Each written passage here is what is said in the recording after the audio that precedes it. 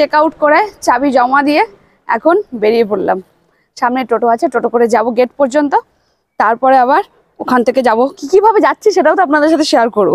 চলুন, শুধু আশাটা দেখালে হবে না, যাওয়াটাও দেখাতে হবে, যাওয়াটাও ইম্পর্টেন্ট। কি চলুন, আমি যেভাবে যাচ্ছি সেটাই আপনাদের সাথে শেয়ার করার। ওই দেখুন আইসিআইসিআই ব্যাংকের এটিএম, মানে একদম পাশেই রয়েছে। কেউ যদি আসবেন তাহলে অসুবিধা হবে না। আর এই পুরো প্রধান ভবনটা একবার দেখে নিন। মন খারাপ করছে, যেতে ইচ্ছা করছে না, এত ভালো এই জায়গাটা, মানে এইখানটাতেই একটা দিন কাটিয়ে দেওয়া যাবে। এই যে টোটো দাদারা থাকেনি, এই কমলা টোটো করে আমরা গেট পর্যন্ত যাব, তারপরে আবার ওইখান থেকে বাইরের টোটো ধরবো। তাহলে চলুন, আপনি যখন যশোদান ভবনে যাবেন মায়াপুরের 4 নম্বর গেট দিয়ে ঢুকবেন। এই হচ্ছে 4 নম্বর গেট। এইটা দিয়ে ঢুকলে এই পর্যন্ত আপনি বাইরের অটো পাবেন, ভেতরে কমলা টোটো আছে, ওখান থেকে যশোদান ভবন যাওয়া সুবিধা হবে। 4 নম্বর গেট মনে রাখবেন। এটাই বস, এটাই বস। আমি গ্যারিনারে উঠে যাবো, তুই যার বাবা, এটাই বস। আমরা ঘাটে এসেছিলাম, ফেরি ঘাটে আর কি, ওই নৌকা করে যাওয়ার প্ল্যান ছিল। তারপরে এসে দেখি একদম ডাইরেক্ট কৃষ্ণনগরের বাস আছে। মায়াপুর কৃষ্ণনগর বাস স্ট্যান্ড থেকে ডাইরেক্ট বাস আছে, আসারটাও আছে, আবার এখান থেকে যাওয়ারটাও রয়েছে। যখন বাস সামনেখানে পেয়ে গেলাম, আর এত ঝামেলা করে যাব না, এখান থেকে বাসে করে যাওয়া কৃষ্ণনগর বাস স্ট্যান্ড। চলুন।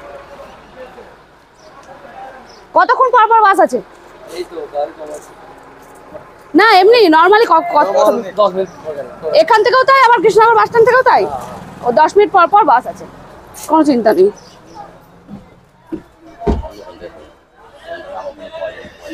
হ্যাঁ কি না না, জিজ্ঞেস করলাম যে কত মিনিট পর পর বাস আছে। আর এই যে মেয়েকে বসিয়ে রেখে গেছে, এদিকে মাকেও বসিয়ে রেখে গেছি। আমাদের বাস ছেড়ে দিয়েছে। আর মায়াপুর থেকে কৃষ্ণনগর বাস স্ট্যান্ডের ভাড়া হচ্ছে 30 টাকা পার পার্সন। কি রে, কেমন মজা? মেয়ে না, বাসে জানলার ধারে বেশ হাওয়া পাওয়া যায় তো, বেশ মজা। চলুন আপনারাও আমার সাথে। ওর টিকিট নেয়নি, সব জায়গাতেই ফ্রি, পুরো লাক্সারি ব্যাপার চলছে। ভিআইপি না, ওই যে আপনাদের বলছিল না ভিআইপি, ভিআইপি। আর এই বাস কিন্তু দেখুন, এই যে চন্দ্রদার যে মন্দির, মায়াপুরের মন্দিরের সামনে দিয়ে যাবে আর কি। যে মূল গেটটা কালকে আপনাদের সাথে শেয়ার করেছি, সেই মায়াপুর চন্দ্রদায় মন্দির একদম মেন গেট, এটা এর সামনে দিয়ে যাবে, গেট নাম্বার 1 এটা। হ্যাঁ, আপনি এখানেও নেমে পড়তে পারেন, বাসে আসবেন যখন এখানেই নেমে পড়বেন, আবার এখান থেকে উঠে চলে যেতে পারবেন। মারাত্মক বৃষ্টি হচ্ছে, দেখুন জানাটা বন্ধ করে দেয়, ঝরঝর করে জল পড়ছে। মেয়ে উঠে পালিয়ে গেছে মার কাছে। এখানে দেখুন না, পুরো যাচ্ছে তা অবস্থা। ওই দেখুন মেয়ে, না নাই না নাই, ওর জল, ও যেদিকে যাচ্ছে সেদিকেই জল পড়ছে। ও এই সিট থেকে ওই সিট, ওই সিট থেকে ওই সিট করে বেড়াচ্ছে। হ্যাঁ, বিনা টিকিটে গেলে এরকম হয়, ওই জন্য ওর এরকম হয়েছে। মাকে পরেশান করে ফেলেছে। ও উঠে দাঁড়িয়ে চলে আসছি, ওখানে জল হয়েছে। ওই দেখ, কিছু বল।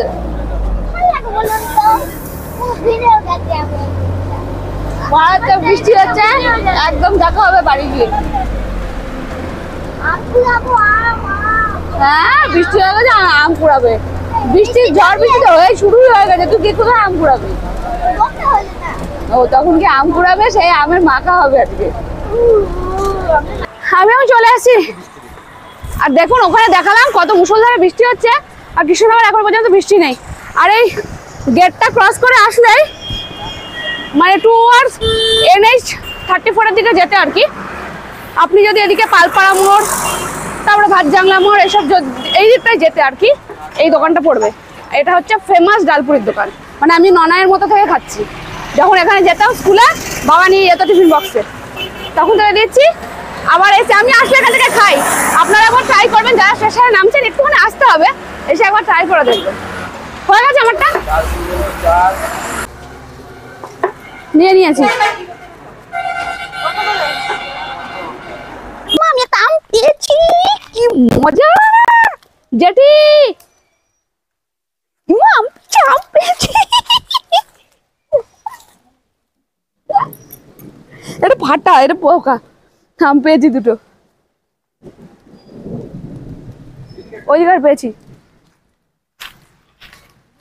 জেঠি, ও জেঠি,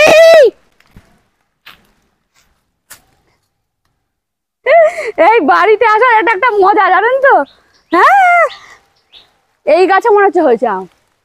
এই গাছের আম খুব ভালো, কিন্তু এদিকটাতে নেওয়া যায় না। ওই যে ওইখানে আসছে পরে। ও রাম, ও রাখো, আসবে পরে। জেঠি কোথায়, স্নানে? ও আচ্ছা, আমি আসছি পরে। চলো, জেঠু আবার আম কুড়িয়ে রেখেছে মেয়ের জন্য। এখন খাওয়া দাওয়াটা সেরে নি। আমি তো নিয়ে এলাম ডালপুরি, আপনাদের সাথে শেয়ার করলাম, এখন খাবো। মা এখন মার কাছে শুনুন, মা এই ডালপুরিটা কত টাকা পিস থেকে খেয়েছে আর কি, মানে কত পুরোনো দিনের দোকান সেটা বোঝানোর জন্য এটা বলা। মা বলো। আমি খেয়েছি 50 পয়সা, তারপরে 1 টাকা, তারপরে 1.5 টাকা, তারপরে হয়েছে 2 টাকা, তারপরে 4 টাকা, এখন 5 টাকা। মানে গ্র্যাজুয়ালি এটা বেড়েছে আর কি, এরকম একটা ব্যাপার। প্রথমে মেয়েকে দেবো, আমরা খাচ্ছি অনেক ছোটবেলা থেকে, বললাম না মেয়ের মতো বয়সে আমি যখন ইমাকুড়াটা পড়তাম যেতাম, তখনও কোনো দিন ওই সকালবেলাটা ওরা পিস করে দিত, এই ডালপুরিটাকে 4 পিস করে দিত।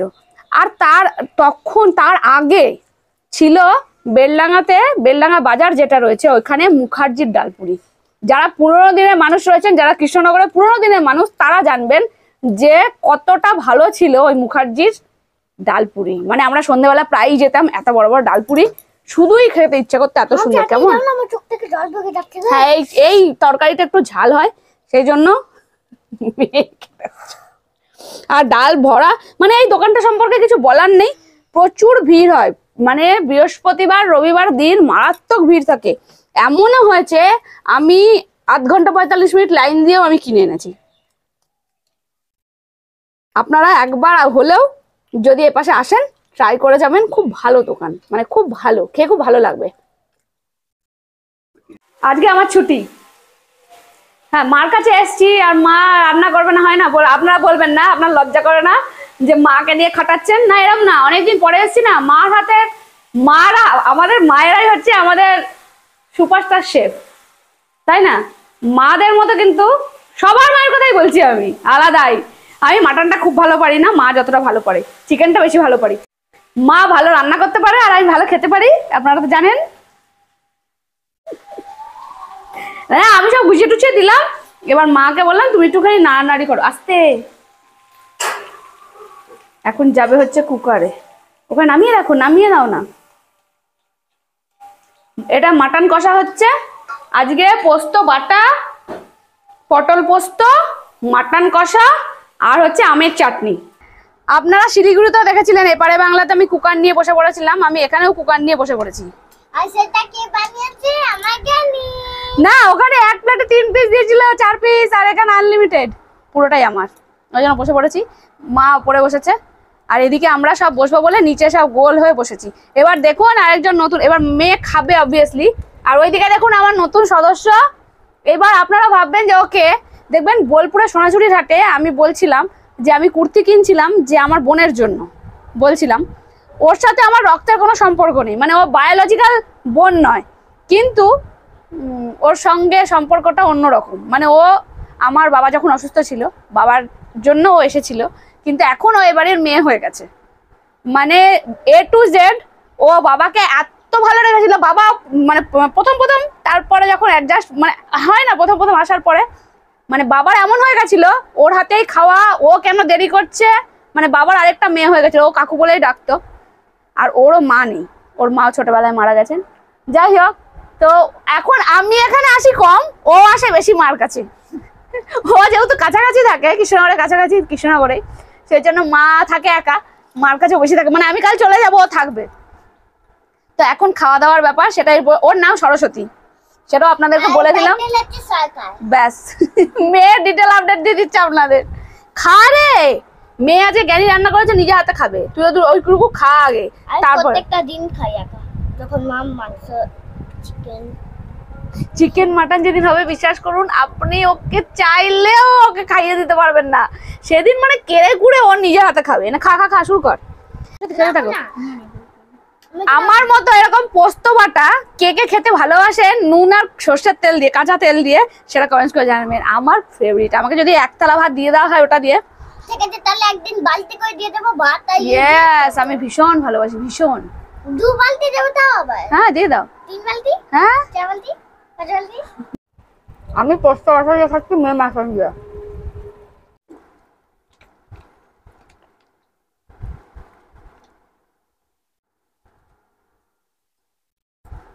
না খেতে না। আর ও যে এই কথাটা বলেছে, মার মুখটা দেখুন, ব্লাস্ট করছে একেবারে। না, মা আগাগোড়ায় খাওয়াতে ভীষণ ভালোবাসে, সে কারণে। আর মার হাতে রান্না তো জিন্দাবাদ, সব ফেল, 5 স্টার হোটেলে ফেল। তাই তো? তাই তো, আবার আসবি? কবে আসবি বল? তাহলে কিন্তু এবার ঘন ঘন আসতে হবে। মানে আমাদের অবস্থাটা ভাবুন, মার হাতে রান্না, সেটাই আমরা ব্লগ করছি। ফুড ব্লগার হওয়া কিন্তু খুব চাপ। তাহলে আমি খাই, হ্যাঁ, খাটা এনজয় করি। চলুন, আবার দেখাবে পরে।